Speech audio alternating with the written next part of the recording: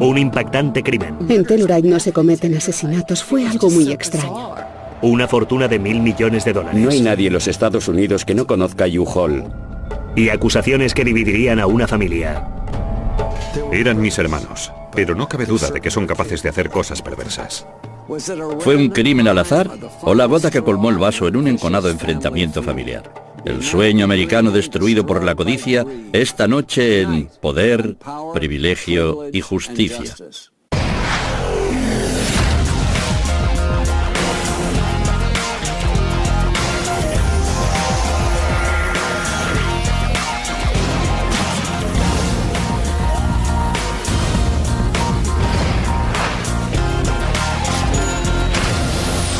Crímenes imperfectos, ricos y famosos. Tragedia en Telluride.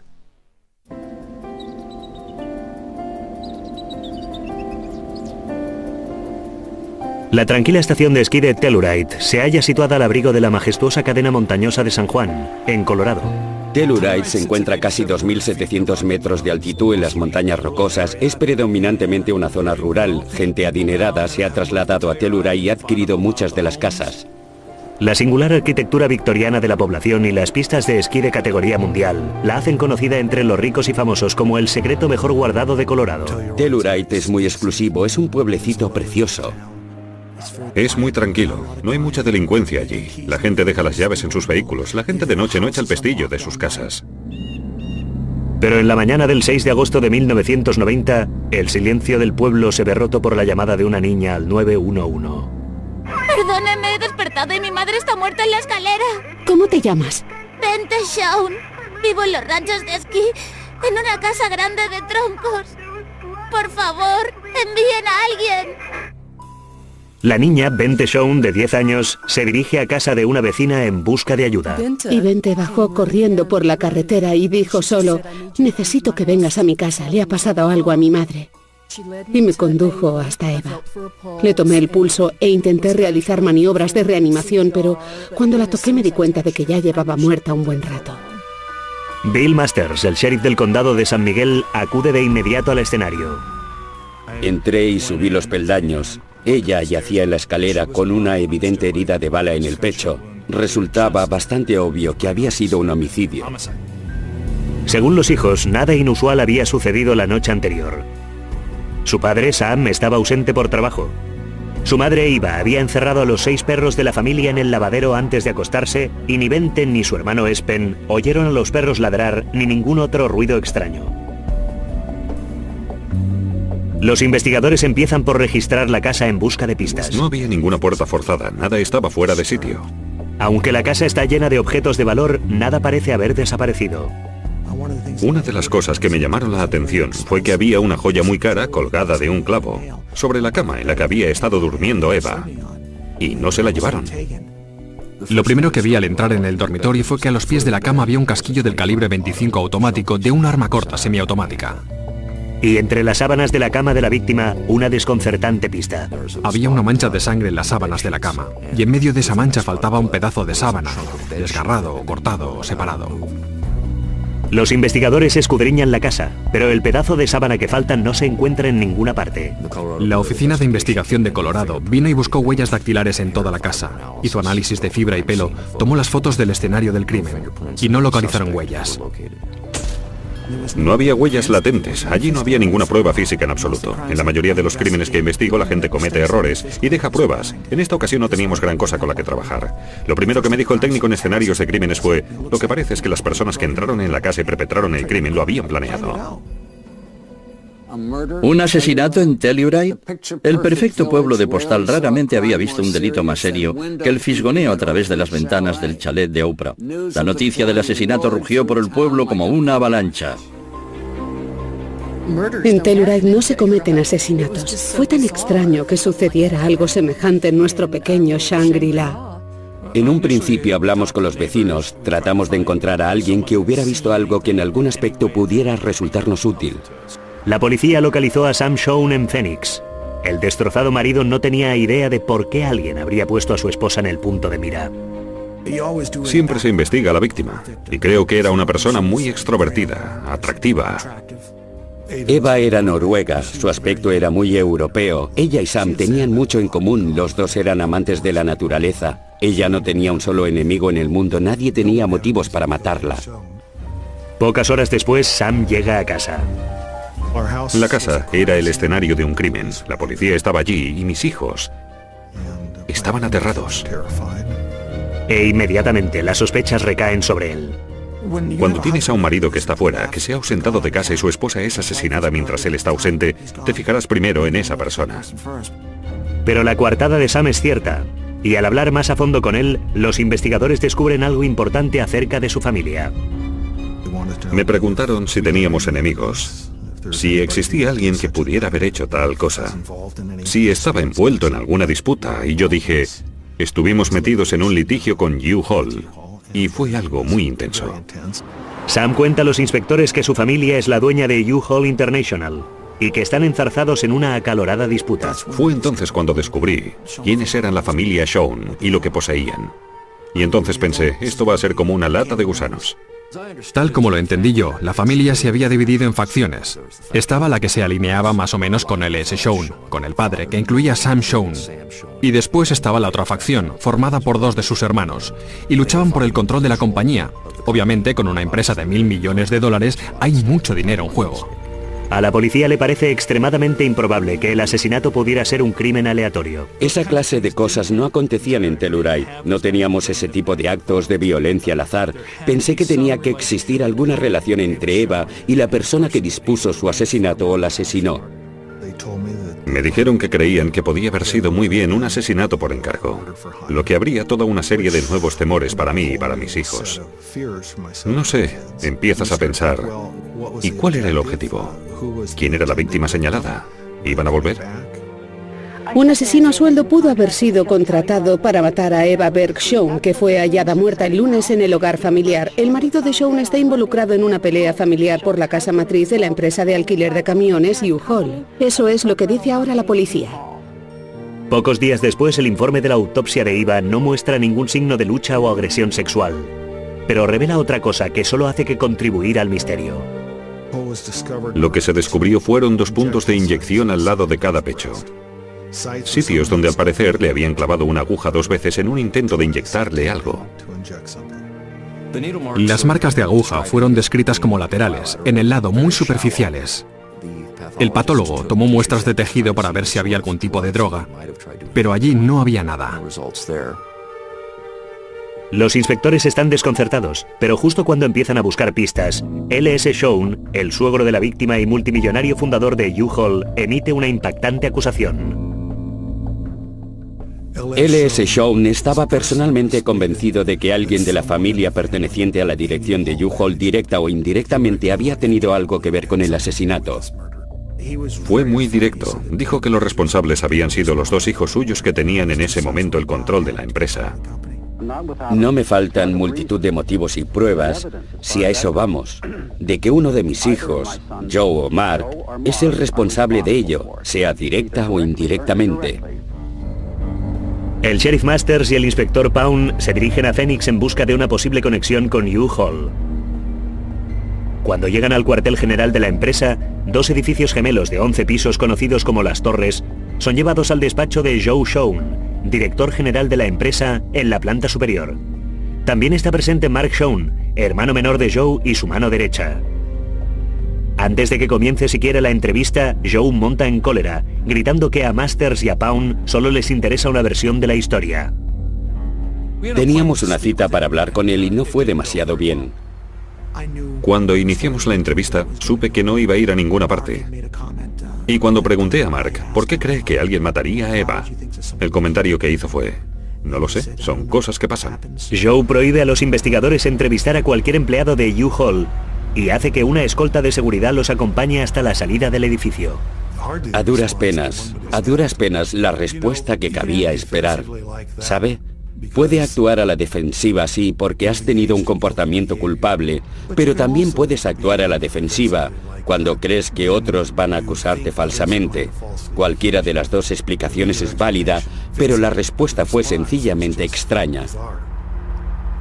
Los Shaun no era precisamente la idílica familia americana, pero ordenar el asesinato de una mujer inocente parecía algo impensable hasta que los investigadores descubrieron lo cruenta que se había vuelto la guerra de U-Haul.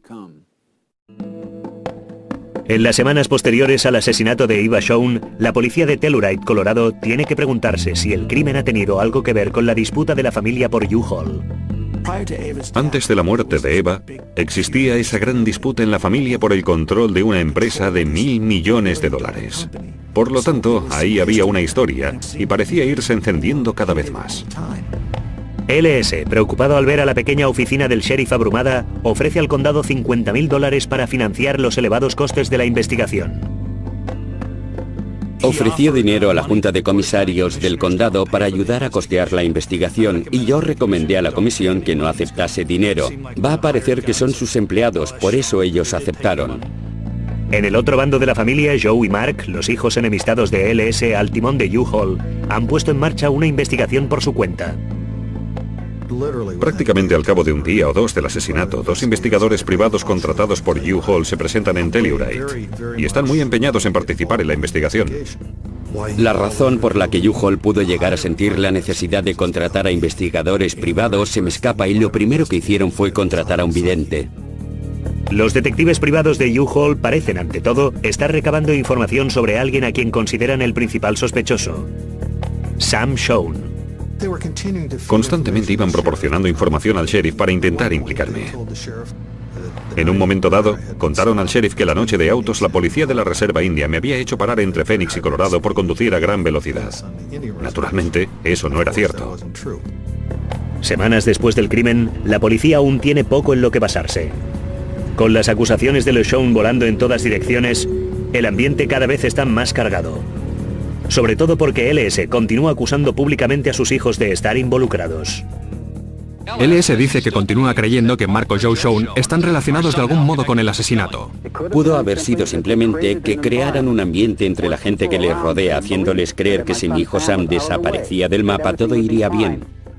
Supongo que no esperaría una invitación para la cena de Navidad aquel año, pero ¿quiénes eran la familia Shaun y en qué consistía esa disputa que les había llevado hasta ese punto? Los investigadores iban a tener que escarbar mucho en el pasado de esa historia familiar para descifrarlo. LS Shaun es uno de los grandes empresarios estadounidenses del siglo XX. Su categoría es similar a la de Henry Ford. Como muchas otras historias de éxito americanas, la fortuna de la familia Shaun salió del estallido de prosperidad que siguió al fin de la Segunda Guerra Mundial. A LS Shaun se le ocurrió la idea de U-Haul cuando después de la guerra tuvo que trasladar a su familia. Cuando fue licenciado de la Marina estaba en el sur de California. Tenía un hijo, yo, y unas cuantas posesiones y quería regresar a Oregón. No podía pagar a una empresa de mudanzas y lo que la gente hacía normalmente era vender parte de sus posesiones, atar algunas cosas al techo del coche y ponerse en marcha. Pero él no quería hacer eso y así fue como inventó el concepto de alquilar remolques solo de ida. Con solo $5.000 y su propio soplete, LS empezó a construir remolques. Empezó a recorrer las estaciones de servicio para conseguir que los empleados dejasen aparcar los remolques. La idea despegó de la noche a la mañana. Uno de los antiguos empleados de U-Haul me dijo que siempre habían creído que la base de la creación de la América moderna había sido el sistema de carreteras interestatales. Howard Johnson's, McDonald's y U-Haul. Esos fueron los 4 elementos necesarios para poner a los Estados Unidos sobre ruedas. Entretanto, la familia de LS iba creciendo tan rápidamente como su empresa. Él y su esposa Anna Mary tuvieron 6 hijos en 11 años. Pero la felicidad de la familia fue breve. En 1957, Anna Mary murió de un fallo cardíaco. Me hago una idea muy aproximada de cómo afectó a mi padre, porque sé cómo la muerte de mi esposa me ha afectado a mí. Y su situación era mucho más difícil. Tenía 6 hijos. El más joven de todos era un bebé. Y yo, con 12 años, era el mayor.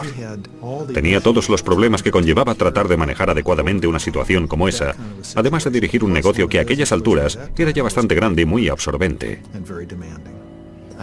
Creo que nunca llegó a recuperarse del todo y que si hubiera vivido las cosas habrían sido muy diferentes. Lo llevaba de una forma organizada, como todo. Solo pensaba en que tenía que organizarse y cuidar de aquellos niños. Unos 2 años después de la muerte de mi madre, volvió a casarse con una mujer llamada Susan Gilbo. A mediados de los años 60, LS y Susan habían tenido 5 hijos más. En aquella época, su compañía empleaba a miles de personas a nivel nacional y poseía una flota de casi 50.000 camiones y remolques de alquiler. Pero para LS, la familia fue siempre lo primero. Una de las razones por las que creó U-Haul fueron sus hijos y empezó a regalarles un porcentaje de la participación de control de la empresa y no veía ningún problema porque quería que sus hijos fueran los dueños de la empresa y mientras fueron menores él pudo votar por ellos en la reunión anual de accionistas. Gracias a la benevolencia de su padre, hasta los niños en pañales pasaron a ser socios millonarios en el negocio familiar. Fue una decisión que posteriormente le atormentaría, pero de momento LS tenía a su prole viviendo como reyes. Cuando volvió a casarse, la familia llevaba un tren de vida muy opulento. Por un capricho, en 1964, LS decidió trasladar a su familia. Estaba de paso en Phoenix y le encantó, así que decidió visitar casas, a ver qué había allí. Se enteró de que la casa de Frank Lloyd Wright estaba disponible para la venta. Fue a verla y la compró al instante. Era una obra excepcional, atraía mucha gente que quería estar cerca de ti porque tenías apariencia de tener dinero y poder. Pero el dinero y el poder de los Shawn estaba creando problemas en casa. Joe y Mark, el tercer y cuarto hijo, se habían vuelto inmanejables, mostrándose con frecuencia hostiles y peleándose con sus padres, sobre todo con su madrastra. Eran muy hostiles y antagónicos, y según tengo entendido, ingobernables. A Joe se le describe como exaltado y conflictivo, y que actúa de forma maliciosa. En un momento dado, la conducta de Joe con su madrastra se vuelve casi violenta. Hubo un momento en el que llegó a estar muy enfurecido con ella y se cuenta que llevó una pistola a la casa y esperó en la oscuridad. Supuestamente con el propósito de matarla, pero no la mató, no se enfrentó a ella. LS empezó a intentar resolver los problemas familiares con dinero. Dado que se sentía culpable por tantas ausencias, se volvió un padre indulgente que colmaba a sus hijos de toda la riqueza que ahora tenía. Cuando llegaban a la adolescencia, tenían tarjeta de crédito de la empresa, tenían coche de la empresa y figuraban en la nómina de la empresa y no trabajaban. LS suponía que cuando llegaran a adultos trabajarían en el negocio familiar. Pero los dos mayores, Sam y Mike, tenían otras ideas. Sam se matriculó en la Facultad de Medicina e inició su residencia. Mike fue a la Facultad de Derecho y abrió un pequeño bufete. Jamás se plantearon hacerse cargo de la compañía. Querían tener distintas profesiones. Joe era el tercer hijo y desde el principio se vio a sí mismo como el claro heredero de su padre y se consideró el hombre que iba a asumir el mando. Una vez obtenido su máster en Administración de Empresas por Harvard, Joe entró a trabajar a jornada completa en U-Haul, pero LS no estaba satisfecho. En definitiva, LS se había formado la opinión de que a Joe sencillamente le faltaba el temperamento necesario para hacerse cargo de la empresa. No era que no lo considerara inteligente, simplemente no creía que tuviera la personalidad y la disciplina necesarias, y Joe lo sabía, y creo que le dolía mucho. Cuando la empresa se tambaleó durante la crisis del petróleo de los años 70, LS recurrió a sus hijos mayores en busca de ayuda. LS decidió que quería que Sammy dejara la profesión médica y se incorporara a U-Haul para dirigir la empresa como hijo mayor. Cuando mi padre prácticamente nos suplicó a mi hermano Mike y a mí que fuéramos a ayudarle, le aguó la fiesta a mi hermano Joe, porque iba a dejar de ser la única opción posible. Y eso le molestó mucho. Joe debió de ponerse furioso. Todo un máster de Harvard en Administración de Empresas al que le pasaba por encima un tipo sin conocimientos empresariales. La batalla apenas estaba comenzando, pero la cuestión para los investigadores era ¿quién quedaría atrapado en el fuego cruzado? Tal como los inspectores que investigan el asesinato de Eva Shawn descubren, la intensa rivalidad entre su marido Sam y su hermano menor Joe se remonta a los años 70. Aunque su padre aún llevaba con firmeza las riendas de U-Haul, Sam y Joe Shown se enzarzaron en una feroz batalla para ser el segundo de a bordo. Tenía interacciones con mi hermano Joe que no entendía. Bueno, éramos muy distintos, él parecía siempre seguir unos planes. De noche volvíamos a casa a pie juntos y me decía que la empresa se iba a ir a la bancarrota y que las cosas estaban en malísimas condiciones. Hay que tener presente que mi formación era como médico, no como hombre de negocios. Por lo tanto, mi respuesta era que me lo explicara, cosa que no podía hacer. Se limitaba a decir, vamos a la bancarrota. Pero cuando Sam cambiaba impresiones con el jefe de finanzas de la compañía, descubrió que las afirmaciones de su hermano no eran ciertas. Y ahora, en perspectiva, veo claramente que intentaba asustarnos a todos sobre la capacidad de mi padre de dirigir la empresa. El resentimiento de Joe contra su padre estaba envenenando el ambiente en U-Haul. Creo que la pugna por el control empezó a dividir a la familia. Y la empresa pasó de ser un lugar de trabajo singular y dinámico a ser un lugar desdichado por el hecho de tener que trabajar en aquellas circunstancias. Combativos e imprevisibles, los hermanos Shown tenían a los empleados de U-Haul corriendo de un lado a otro con un temor constante. Nadie sabía cuándo las proverbiales balas empezarían a volar. Joe entraba y si estaba enfadado con alguien ordenaba que lo despidieran y los empleados lo hacían, salvo que alguien le dijera que no lo hiciera. Había desacuerdos entre los chicos, porque estaban ya como en dos facciones. O sea que tenías por un lado a un chico dirigiendo la empresa y por otro lado a otro chico que decía, no vamos a hacer eso, no. Creo que en el edificio hubo al menos una pelea a base de puñetazos.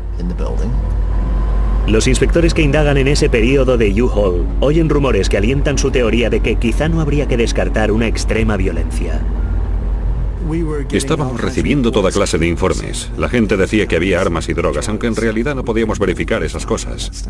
Muchas personas que tenían una relación estrecha con U-Haul creían que allí existía una cultura de violencia en lo que respectaba a Joe y Mark y que se estaban preparando para emplear métodos de intimidación extracurriculares o incluso violencia física para alcanzar sus objetivos. Asqueado por el comportamiento de sus hermanos, los objetivos de Sam cambiaron. En 1975 conoció a una hermosa mujer noruega recientemente divorciada que se llamaba Eva Berg. En pocos años se casaron y tuvieron dos hijos, Bente y Espen. Ella y Sam tenían mucho en común, llevaban una vida muy activa. Ella nunca se involucró en los problemas de U-Haul, solo intentaba mantenerse al margen de todo aquello. Su preocupación era educar a sus hijos. Era una persona muy reservada, tímida. Le gustaba estar al aire libre, los perros, amaba las cosas sencillas. Sam era más extrovertido, Eva era más callada y una mujer muy guapa, preciosa y muy amable. Los describiría como una familia unida y feliz. Quizá la vida en el hogar fuera maravillosa, pero la vida laboral de Sam allá en Phoenix se estaba volviendo cada vez más y más conflictiva. A medida que se aproximaba la reunión de la Junta del año 1986, el resentimiento de muchos de los hijos hacia el padre había ido creciendo. Aunque poseía solo el 2% de las acciones privadas de su empresa, siempre había votado a su antojo con la participación de control de sus hijos. Pero lo que LS no imaginaba era que Joe había ido presionando calladamente a sus hermanos y hermanas para que le arrebataran el control. Lo presentaba a sus hermanos diciendo, papá es mayor, la empresa lo está matando, tenemos que aliviarle la carga. El primer indicio que tuve de todo aquello fue que mis hermanos Joe y Mark se presentaron en mi despacho antes de una reunión anual de accionistas y me dijeron que tenían votos suficientes para elegir un nuevo consejo de administración. Y traían una lista de exigencias. En la reunión de la Junta, el 8 de noviembre de 1986, el plan de Joe surtió efecto. L.S. Shown, el fundador de U-Haul, fue destituido a la fuerza de su cargo de presidente por su propio hijo. Joe insistió en que mi padre debía abandonar la compañía. Después la familia acordó que yo sería el director general, el presidente, y Joe sería el presidente del consejo de administración y que seguiríamos adelante de ese modo. Para resumir, aquello no funcionó. Joe quería dirigir la empresa y definitivamente me quería echar. Había mucha intimidación en el ambiente, porque intervenían algunas personalidades muy intimidantes, y ya se sabe, Joe y Mark estaban juntos, y eso era muy obvio. Era evidente que se trataba de una situación familiar destructiva, y yo no quería verme implicado. Por eso abandoné la empresa y después decidí, tengo que intentar desinvertir en mis acciones de la empresa. Pero Joe, como presidente del Consejo de Administración, se negó a permitir que Sam vendiera sus acciones. El único recurso que le quedaba a Sam era defenderse en un tribunal. Sam, aliado con su padre y varios de sus otros hermanos, organizó una ingente serie de demandas judiciales intentando desvincular su patrimonio de U-Haul. Pero Joe y sus defensores no pensaban retirarse sin pelear. Se gastaron más de 30 millones de dólares para oponerse a nosotros en los tribunales. Y no tuvieron reparos en hacer lo que fuese. Pero los investigadores tenían que preguntarse, ¿ese lo que fuese incluía el asesinato? Esas personas, cuyo padre les había dado todo lo que habían tenido jamás, cuando tuvieron la oportunidad, hicieron todo lo que estaba en sus manos para destruir a su padre a nivel profesional, a nivel económico y a todos los niveles. Y lo hicieron de una forma totalmente despiadada. Por lo tanto, si son capaces de hacerle eso a su propio padre, no cabe duda de que son capaces de hacer cosas perversas. En los meses anteriores al asesinato de Eva, las cosas estaban tan mal que los empleados empezaron a referirse a las torres U-Haul llamándolas el Beirut Hilton.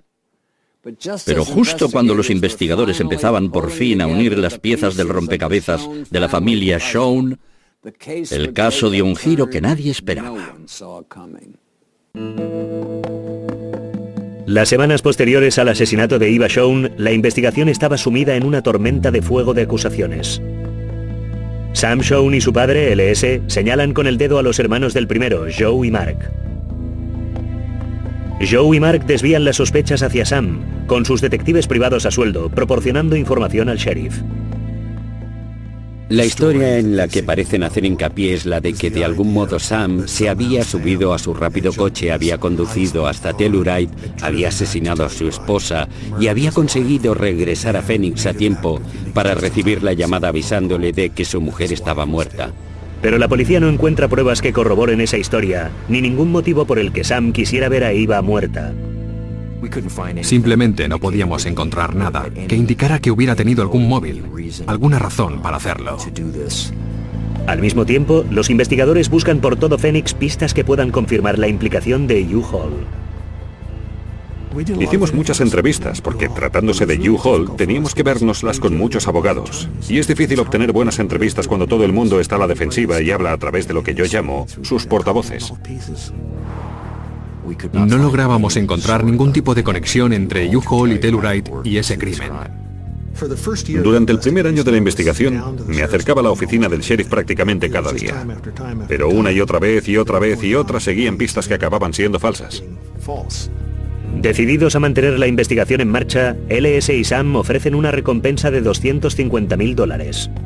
Esas cosas nos proporcionan buenas pistas, pero también que los chiflados salgan como la carcoma de la madera.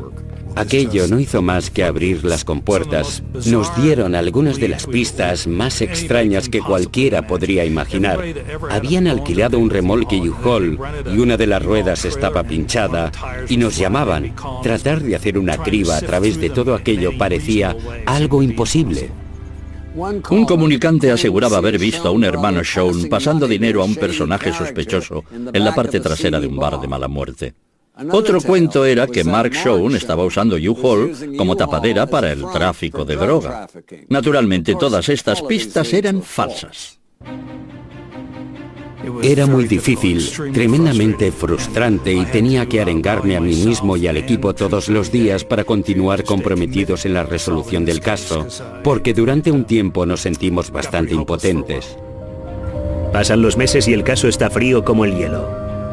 Hasta que el programa de televisión Misterio sin resolver emite un episodio sobre el asesinato Shaun.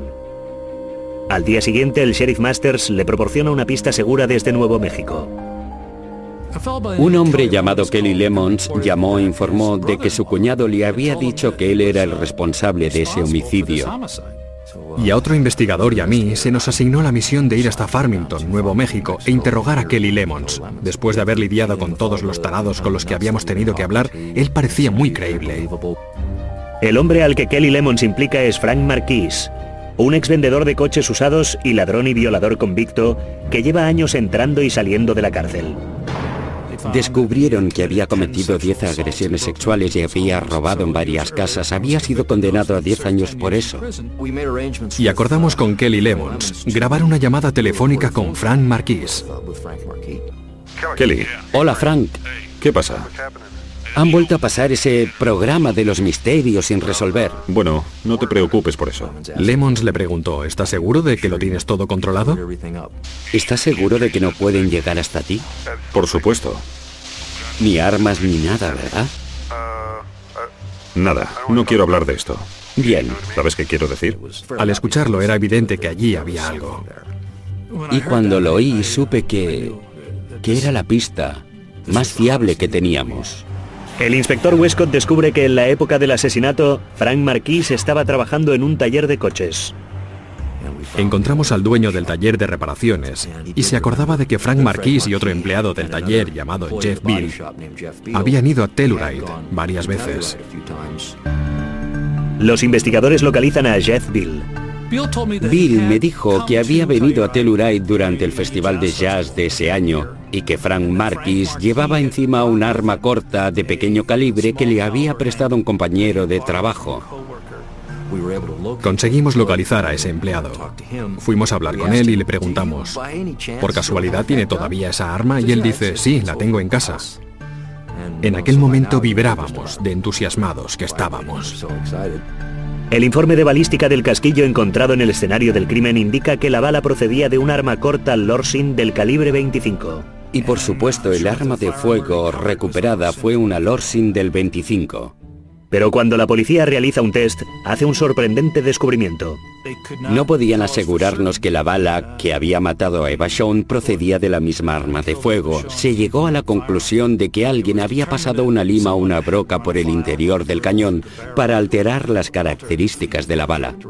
Los investigadores creen que Marquis probablemente alteró él mismo el arma, concretamente para apartarlos de su pista, pero el plan fracasó. Teníamos toda esa información. Teníamos el hecho de que él estuvo allí. Teníamos el arma. Pero el fiscal del distrito dice, esto no es suficiente. Necesitamos más pruebas físicas. El señor Bill también nos dice que durante el trayecto de regreso a Santa Fe, Frank lía un fardo con su ropa y lo arroja por la ventanilla de la camioneta. Al interrogar a Bill le pregunté si podría volver a encontrar ese sitio. Habían pasado 4 años desde que tiró esa ropa, así que lo traje hasta aquí.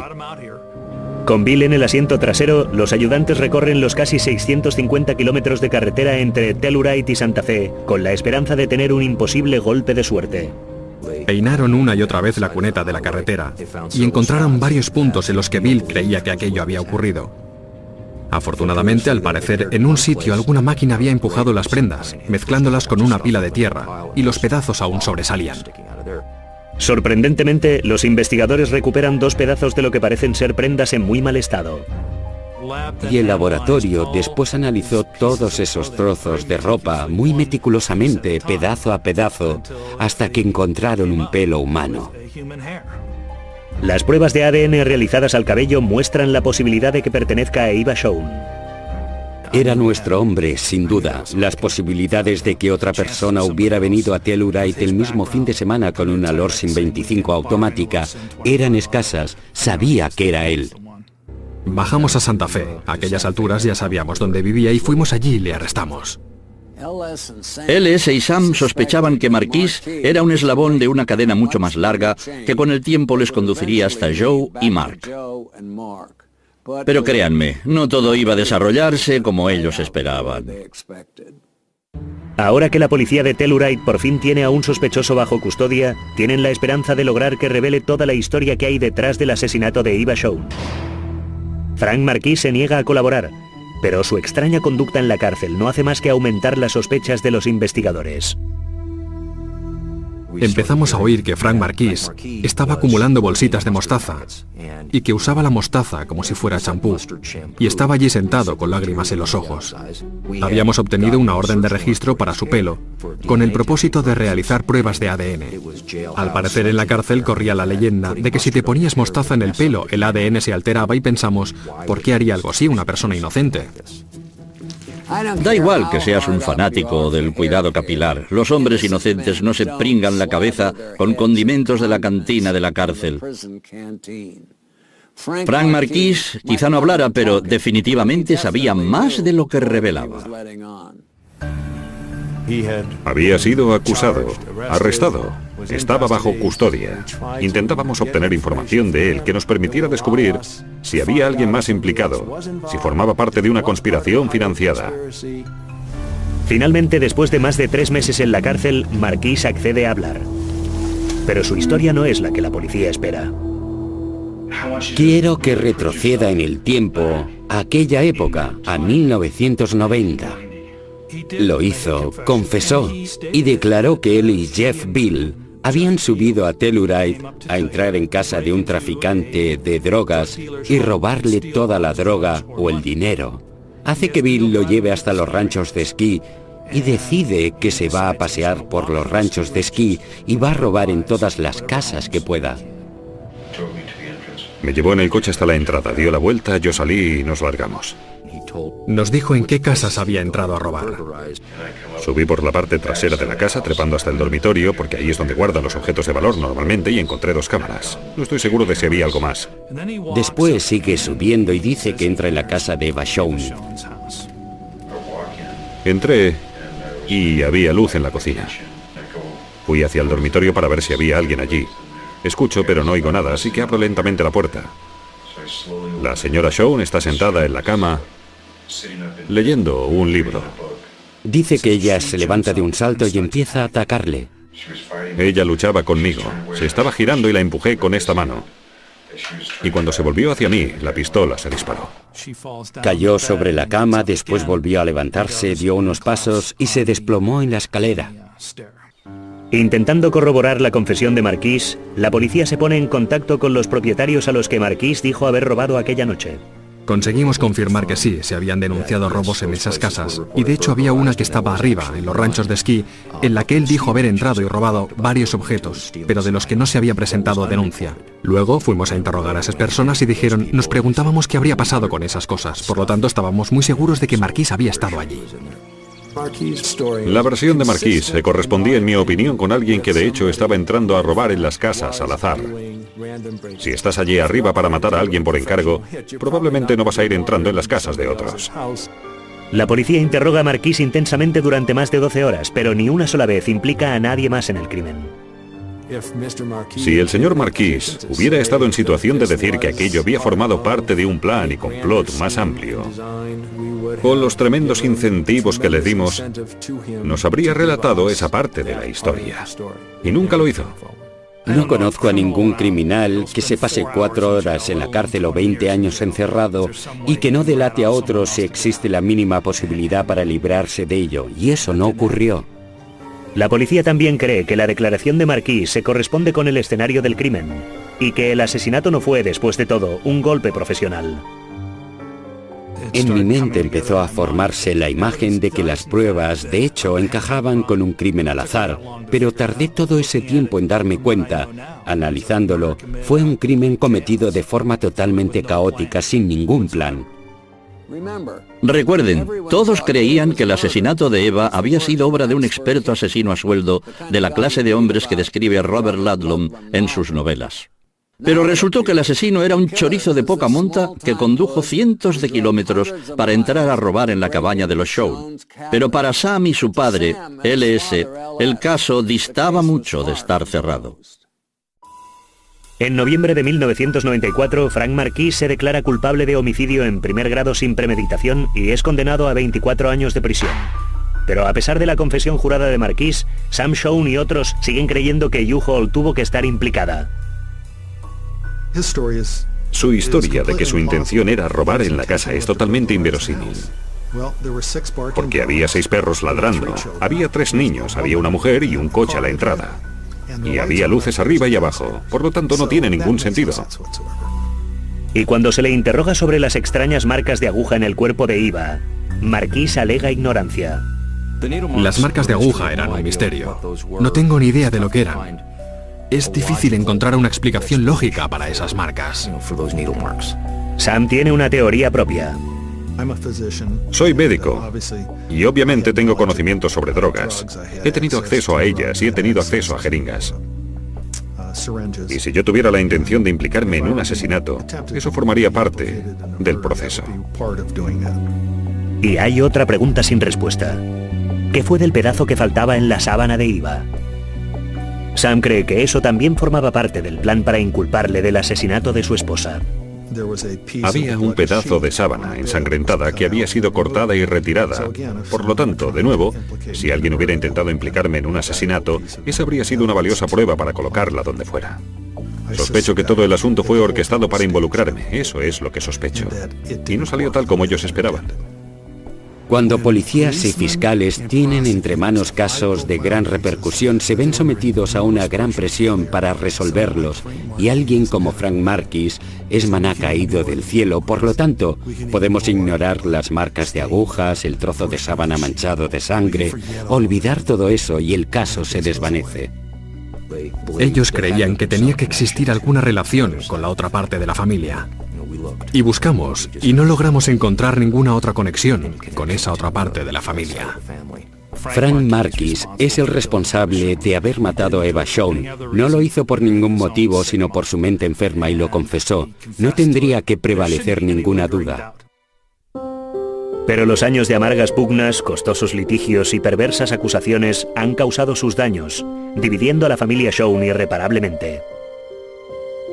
Aproximadamente en la misma época en la que la investigación del asesinato concluye, la batalla legal familiar de una década de duración por la propiedad de U-Haul llega a su fin. Ganamos nosotros. Conseguimos un juicio contra ellos y demostramos que lo que habían hecho era ilegal. Demostramos que mi hermano Joe había hecho lo que el jurado denominó intento perverso de perjudicarnos. El tribunal ordena a U-Haul el pago de $1.500 millones por daños al grupo de LS y Sam, aunque la cifra se ve luego reducida a $462 millones. La compañía y sus directores, incluido Joe Shawn, se declaran en bancarrota. Estábamos todos muy cansados y la mayoría de nosotros solo pensó, Dios mío, alejémonos de todo este conflicto.